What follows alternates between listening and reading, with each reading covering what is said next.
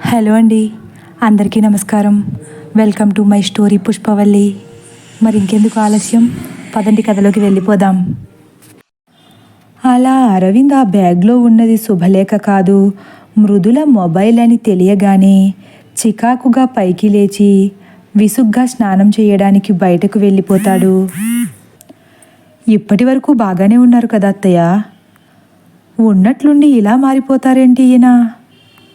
Phone ఎక్కడ దొరికిందని అడిగితే సమాధానం చెప్పకుండా అలా వెళ్ళిపోతున్నారేంటి? కళ్ళు చిట్లిస్తుంది మృదుల. వదినా, నిన్ను నన్ను మార్చడం ఎవరి వల్ల కాదే. అసలే వాడేదో చికాకులో ఉన్నాడు. ఇప్పుడు నువ్వు నీ డౌట్స్తో వాడిని ఇంకా విసిగించావనుకో, ఈ ఫోన్ నేలనేసి కొట్టేసి పీడ పోయిందంటాడు అని కిషోర్ అనగానే, అవును మృదుల, ఏదో రకంగా వెతికి పట్టుకొచ్చాడు కదా, ఎక్కడ దొరికిందో వాడే చెప్తాడు.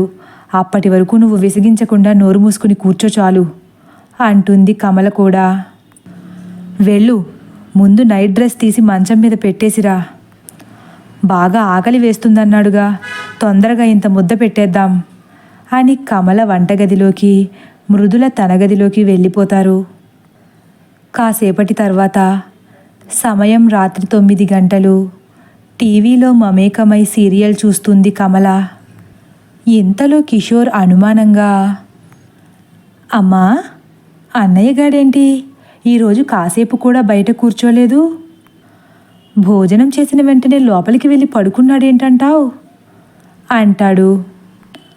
అవునే, వంట్లో బాలేదేమో కనుక్కోకపోయావా అని ప్రసాద్ కూడా అనేసరికి, అడిగానయ్యా, అటువంటిదేం లేదు, కొంచెం తలనొప్పిగా ఉందన్నాడు. నాకు ఏదో భయంగానే ఉంది, ఏదో పెద్ద విషయం జరిగితేనే తప్ప వాడలా ఉండడు అని కమల కూడా నిట్టూర్చుకుంటూ అంటుంది.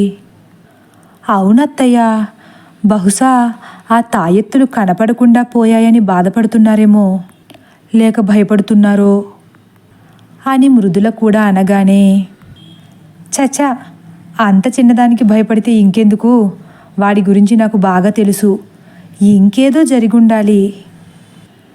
సరే, ఇక వెళ్ళి పడుకో. పదరా చిన్నోడా, ట్యాబ్లెట్స్ వేసుకున్నావా అంటూ పైకి లేస్తారు ప్రసాదు. మృదుల కూడా సరేనని చెప్పి నెమ్మదిగా పైకి లేస్తుంది. మృదుల, ఇప్పుడే చెప్తున్నాను విను, ఇక రాత్రి బయటకు రాకు. ఒకవేళ వెళ్ళాల్సి వస్తే మీ ఆయన్ని తోడు తీసుకువెళ్ళు అంటుంది కమల. అప్పుడే సరిగ్గా లోపలి నుంచి బయటకు వస్తాడు అరవింద్. గుమ్మం దగ్గరే నుంచుని బొబావంగా చూస్తూ, రాత్రి బయట ఏం జరిగినా ఎవరు బయటకు వెళ్ళకండి. పొరపాటున వెళ్ళాల్సి వస్తే నన్ను నిద్రలేపండి. కిషోర్, నీకే చెప్తున్నాను, అర్థమైందా అని కాస్త కరుకుగానే చెబుతాడు అరవింద్. కిషోర్ వెటకారంగా నవ్వాలో ఏడవాలో అర్థం కానట్లు చూస్తూ, నాకు మిడ్ నైట్ దెయ్యాలతో ఫ్రెండ్షిప్ చేసే అలవాటేం లేదు బాబు. నిన్నేదో తెలియక వెళ్ళాను, ఇక లైఫ్లో వెళ్ళను అంటూ దేవుడి పటం దగ్గర ఉన్న విభూది తీసుకుని నుదుటిన పాముకుంటూ అంటాడు. కిషోర్లో కొత్తగా ఆ భయాన్ని చూసిన అరవింద్ చిన్నగా నవ్వుతూ, అమ్మా, నాకు కూడా బొట్టు పెట్టు అని నెమ్మదిగా అంటాడు. అందరూ ఒక్కసారే ఆశ్చర్యంగా చూస్తారు అరవింద్ వైపు. అరవిందు, నువ్వేనా బొట్టు పెట్టమనేది ఆశ్చర్యంగా అడుగుతుంది కమల. నేను కాకపోతే ఇంకెవరమ్మా, పెట్టు విసుక్కుంటాడు అరవింద్. ఇక మారు మాట్లాడకుండా కమల హడావిడిగా దేవుడి పటం దగ్గరకు వెళ్ళి అక్కడ ఉన్న విభూది తీసుకుని అరవింద్ నుదిటిన బొట్టు పెడుతూ, ఏమ్మా, ఏం జరిగింది? నువ్విలా ఉంటే నాకు ఎందుకో భయంగా ఉందిరా అని దీనంగా అడుగుతుంది కమల. ఏం లేదమ్మా, కాస్త నీరసంగా ఉందంతే. కానీ రాత్రి బయటకు వెళ్ళాల్సి వస్తే నన్ను లేపకుండా వెళ్ళొద్దు అని మళ్ళీ అరవింద్ గంభీరమైన గొంతుతో చెప్పేసరికి మృదుల అరవింద్ వైపే కళ్ళు విప్పార్చి చూస్తూ ఉంది. ఎప్పుడూ పెద్దగా దేనికి జడవని అరవింద్ మొదటిసారి పదే పదే బయటకు వెళ్ళొద్దు అని చెప్పడం అందరికీ ఆశ్చర్యంగానే ఉంది.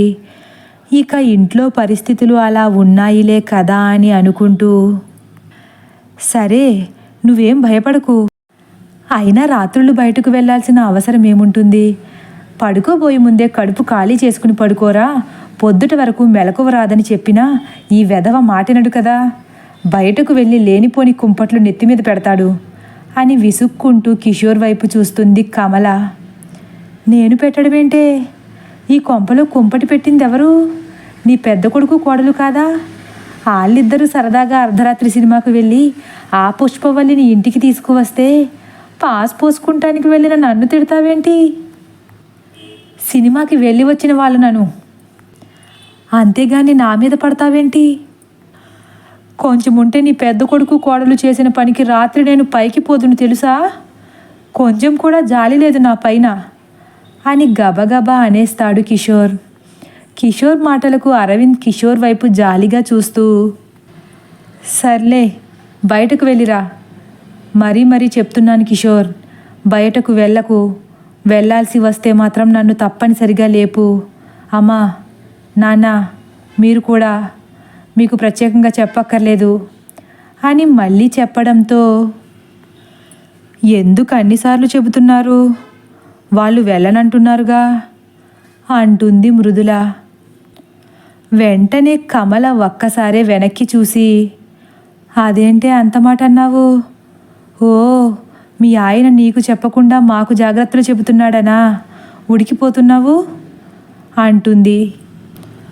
అదేం లేదత్తయ్య, నాకు నిద్ర వస్తుంది, నేను వెళ్ళి పడుకుంటాను అని వాళ్ళ ఎవరి వైపు చూడకుండా తల వంచుకుని దురుసుగా లోపలికి వెళ్ళిపోతుంది మృదుల.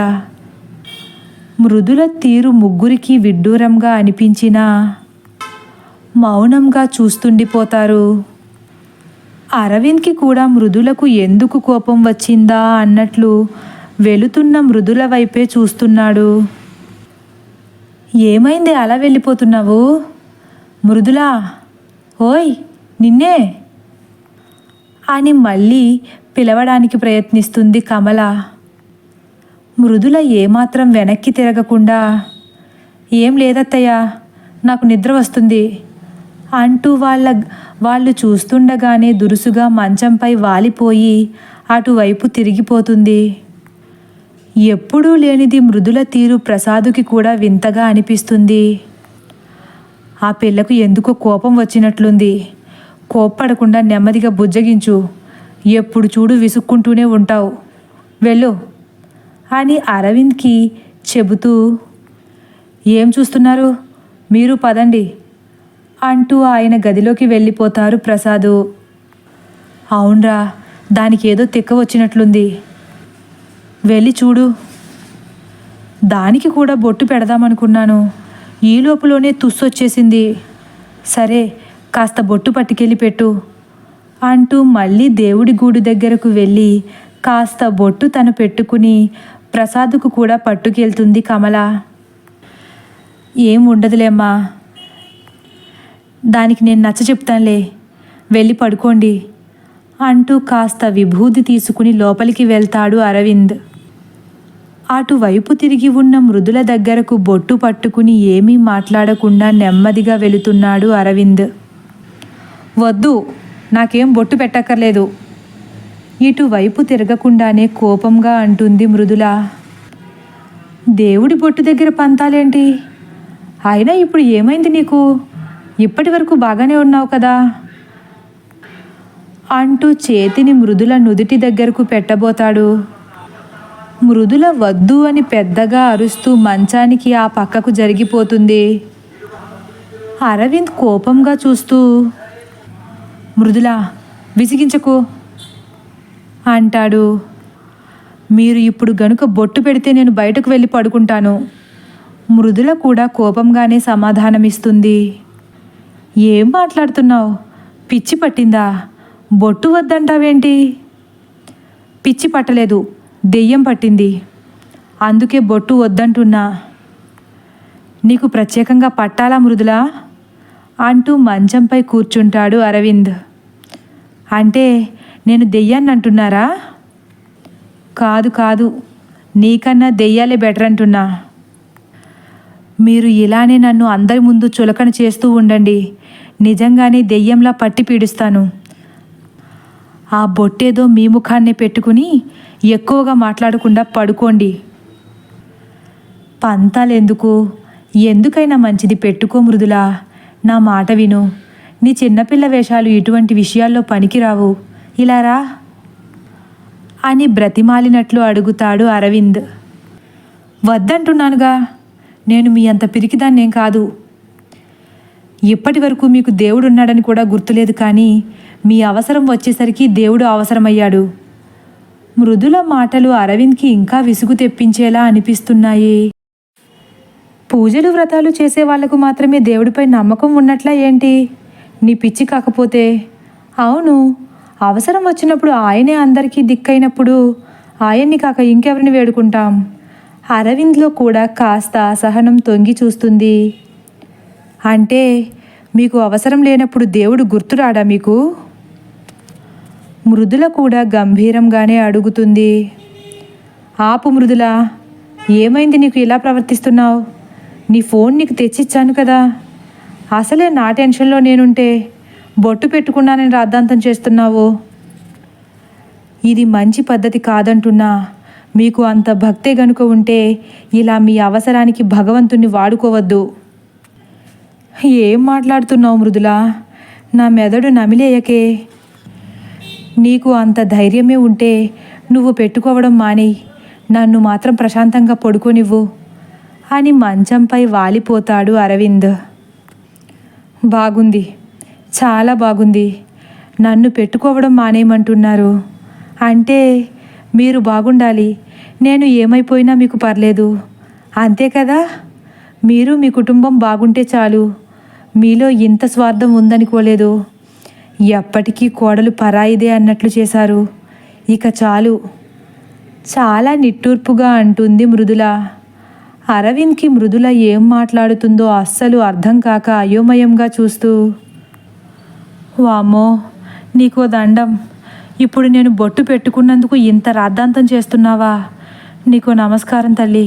నువ్వు పెట్టుకోవద్దు, నేను పెట్టుకోను అంటూ విసుగ్గా తన నుదుటున ఉన్న బొట్టుని చెరిపేస్తాడు. అటువైపుకు తిరిగి ఉన్న మృదుల ఒక్కసారిగా కళ్ళు తెరిచి తనలో తానే చిన్నగా నవ్వుకుంటుంది. అదేమీ గ్రహించని అరవింద్, నేను కూడా చెరిపేశాను తల్లి. నేనేమీ అవసరానికి దేవుణ్ణి వాడుకునే టైప్ కాదు. నాకు ఎప్పుడూ దేవుడిపై భక్తి ఉంటుంది, కానీ బయటపడనంతే. ఇక పడుకో అని విసుగ్గా కళ్ళు మూసుకుంటాడు.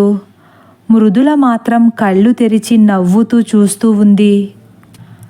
అరవింద్ మాత్రం తనకు కనిపించిన ఆ వ్యక్తి ఎవరా అన్న ఆలోచనలతో సతమతమవుతూ ఆయనతో తను మాట్లాడిన మాటలన్నీ గుర్తు చేసుకుంటూ, అతనెవరు?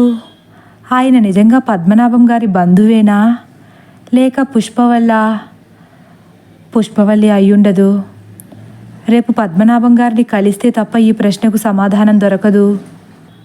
బహుశా ఆయనకు మృదుల ఫోన్ ఎక్కడో దొరికి ఉంటుంది. ఆ చీకట్లో శుభలేఖ ఉన్న కవర్ అనుకుని ఈ ఫోన్ ఇచ్చేశారా? ఏమో, ఇవన్నీ ఆలోచిస్తే తల పగిలిపోయేలా ఉంది. దీంతో చెబుదామంటే ఇది ఇంకా పిచ్చి పిచ్చిగా ఉంది అని తనలో తానే అనేక ఆలోచనలతో సతమతమవుతూ చాలాసేపటి తర్వాత నిద్రలోకి జారుకుంటాడు. సమయం అర్ధరాత్రి 1 గంట. గదంతా చాలా చీకటిగా ఉంది. ఎటు చూసినా నిశ్శబ్దం ఆ ప్రదేశంలో రాజ్యమేలుతుంది. అంత నిశ్శబ్దంలో ఆదమరిచి నిద్రపోతున్నాడు అరవింద్. ఇంతలో పెద్దగా తన ఫోన్ రింగ్ అవుతుంది.